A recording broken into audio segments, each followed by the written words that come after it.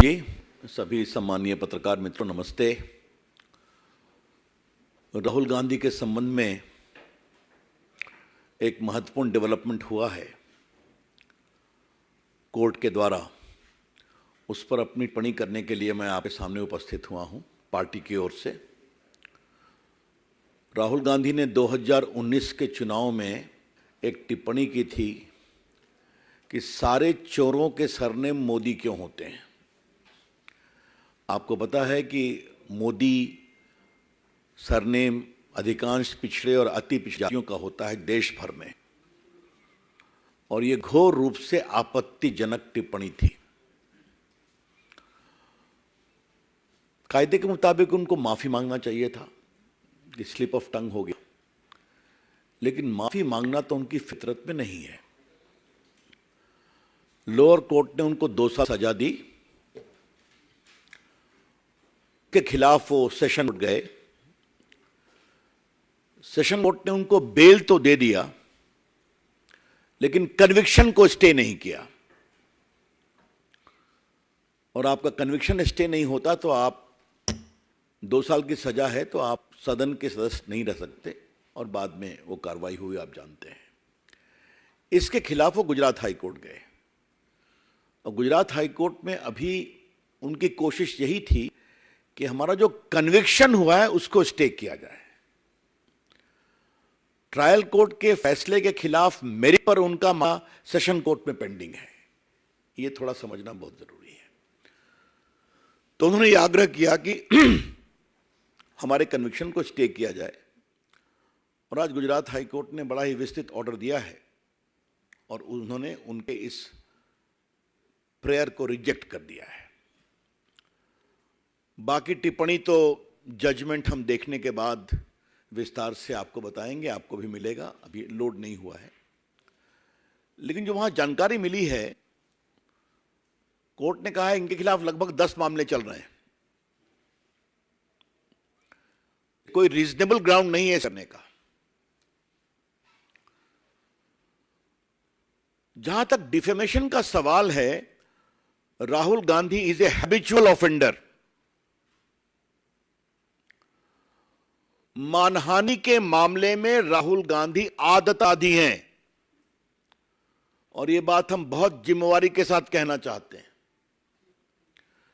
अगर आप उनके पूरे देखें राजनीतिक टिप्पणियों को, तो विदेश में कि वो भारत के लोकतंत्र का अपमान करते हैं, डिफेम करते हैं, भारत की संस्थाओं का डिफेमेशन करते हैं, चाहे वो इलेक्शन कमीशन हो। अब तो मीडिया को भी डिफेम करते हैं कि आप बिके हुए हैं। और सबसे तो उसका रोचक पक्ष ये हमें मालूम हुआ कि उनकी जो प्रेस थी, एक तथाकथित कांग्रेस का समर्थित पत्रकार को उन्होंने भाजपा का कार्यकर्ता बता दिया। ये आपने लाइव देखा होगा टीवी पर, और कहे तुम कमल छाप का बैज लगा लो, और बाद में यही भी कहा कि तुम्हारी हेकड़ी निकल गई। तो अब तो वो पत्रकारों को भी नहीं छोड़ते हैं। वो जेएनयू जाते हैं और टुकड़े टुकड़े गैंग के साथ खड़े हो जाते हैं।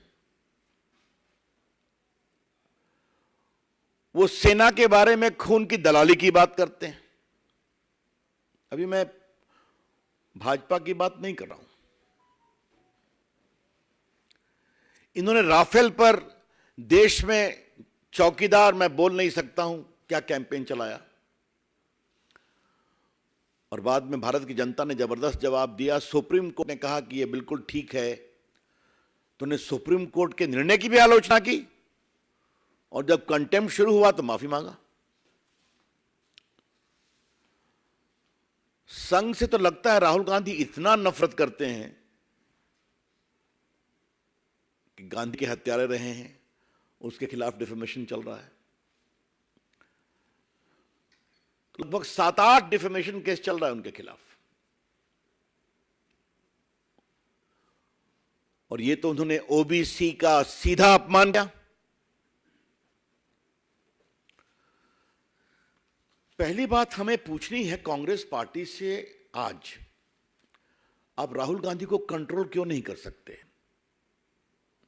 उनको ठीक ठाक बोलने की ट्रेनिंग क्यों नहीं दे सकते? आपके नेता है ना वो, अगर इसी ओबीसी मामले में वो माफी मांग लिए होते तो मामला खत्म हो गया होता। और याद करिए, सूरत के ट्रायल कोर्ट ने उनसे कहा कि आप माफी मांगेंगे, उन्होंने माफी मांगने का अवसर भी दिया था। तो उनकी टिप्पणी क्या है? I am not Savarkar that I will apologise.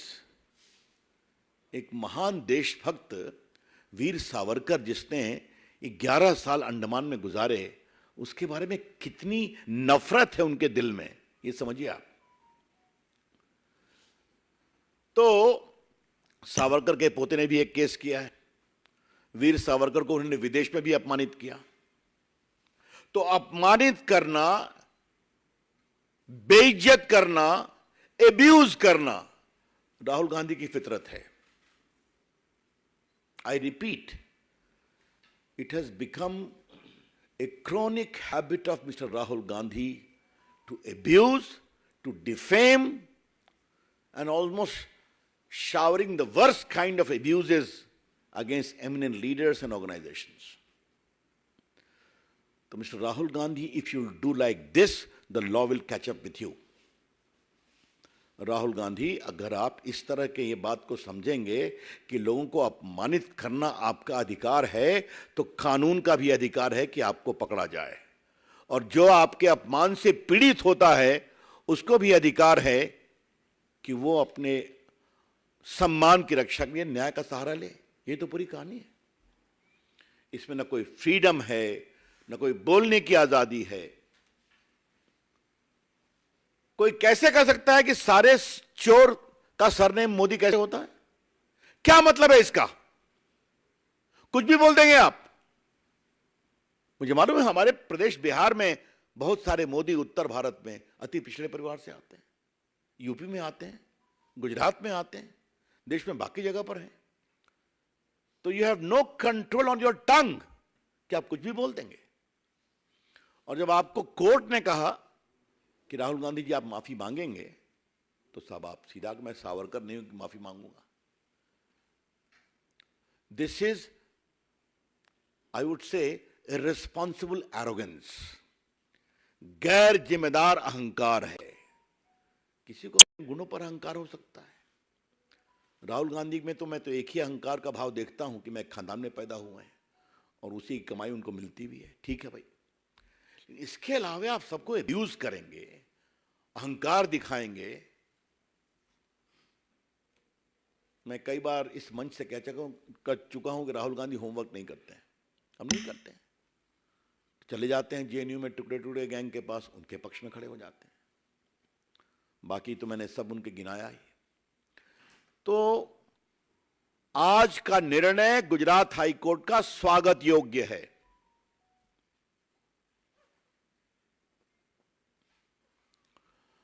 मैं और बात कहना चाहता हूं, और ये मैं कानून के छात्र के रूप में कहना चाहता हूं। अभी प्रायोजित टिप्पणियां कांग्रेस की ओर से आएंगी, आ सकती हैं कि इतना हार्श पनिशमेंट क्यों दिया। तो हमारा जवाब है, इतना हार्श ऑफेंस क्यों किया? कोई पहली बार किया क्या? Mr. Rahul Gandhi, your conduct has disentitled you from getting any remission as far as sentence is concerned. Court ने तो आपसे कहा था आप माफी मांग लीजिए, विषय को खत्म करिए। तो उस पर तो आपने और, तो इसलिए अगर आज 10 केस आपके खिलाफ चल रहे हैं तो चले। तो इसलिए ये निर्णय उचित है। अब वो जाएं सुप्रीम कोर्ट, जाने की मैं खबरें सुन रहा हूं, ठीक है, उनका अधिकार है। लेकिन ये जो विधि सम्मत निर्णय आया है, ये उचित निर्णय है। और इसमें राहुल गांधी के सिर्फ यही नहीं, राहुल गांधी के डिफेमेशन के संबंध में पूरे आचरण को भी नोटिस किया गया है। क्योंकि आपको मालूम ही है कि अगर आपके खिलाफ केस होते हैं तो judicial proceeding is a matter of record, वो तो नोट हो सकता है। तो अपनी ओर से मित्रों, मैंने कुछ विषय आपको बताया। कोर्ट ने एक बताया कि राहुल के खिलाफ कम से कम 10 क्रिमिनल केस पेंडिंग है। इसके अलावा उनके खिलाफ कुछ और केस फाइल किए गए हैं। एक तो वीर सावरकर के पोते ने दायर किया है, जो अभी वो हाल में विदेश में उन्होंने उनको टिप्पणी किया। अब कोर्ट ने कहा है कि परिस्थितियों के आलोक में सजा पर रोक लगाने का कोई विषय नहीं बनता है और सूरत के सेशन कोर्ट के आदेश में हस्तक्षेप की आवश्यकता नहीं है। Therefore, the court has taken into account the totality of situation and his conduct and said it's not a case fit for a stay of conviction. ये बात मैं आपसे कहना चाहता हूं। बाकी तो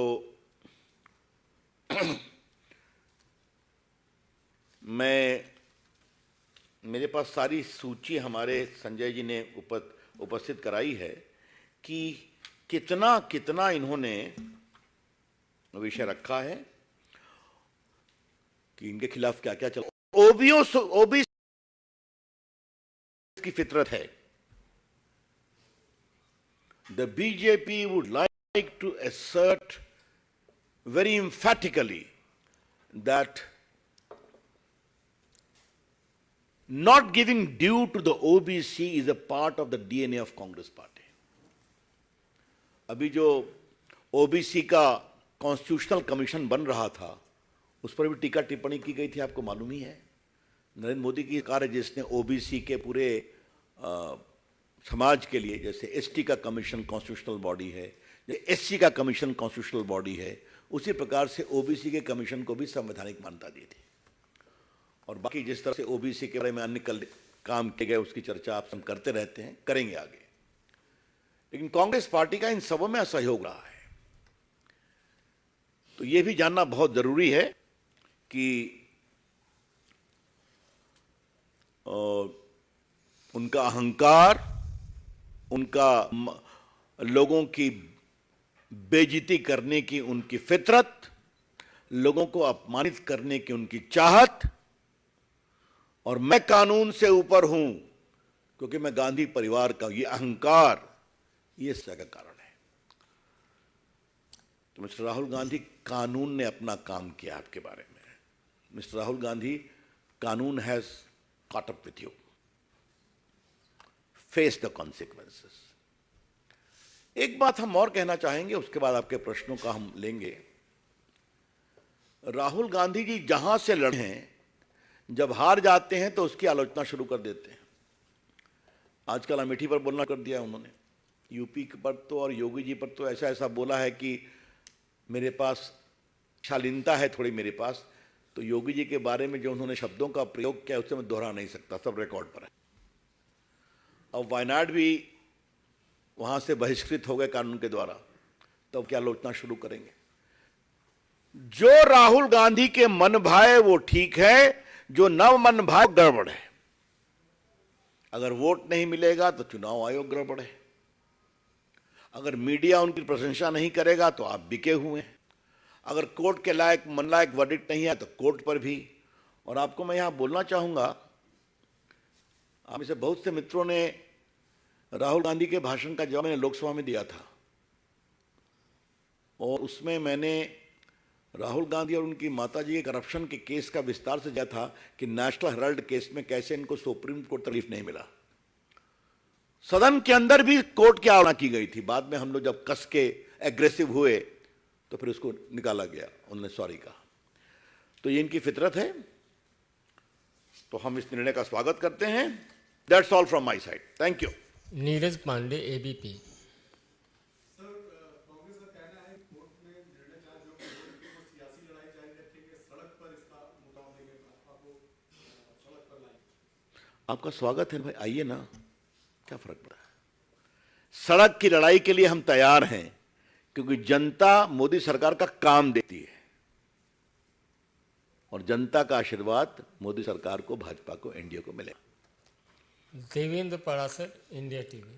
पहली बात तो ये कांग्रेस पार्टी ने कहते हैं कि जितनी बात राहुल गांधी बोलते हैं उससे कई गुना ज्यादा हमला बीजेपी के नेता करते हैं, उस पर कोई कुछ नहीं होता, उनके पीछे कोई पड़ता। दूसरी चीज की, क्या बीजेपी नेता दूसरे प्रश्न का जवाब देवेंद्र जी मैं पहले देना चाहूंगा कि ये चुनाव आयोग का अधिकार है, इसलिए मुझे कुछ नहीं बोलना है। हमारे नेता गड़बड़ करते हैं तो आप जाइए ना कोर्ट। मना किया है क्या आपको? किसी ने मना किया है क्या? मौत का सौदागर किसने कहा? एक लोकप्रिय बड़े प्रदेश के मुख्यमंत्री को ठग किसने कहा? आर्मी चीफ सड़क के गुंडा है, ये किसने कहा?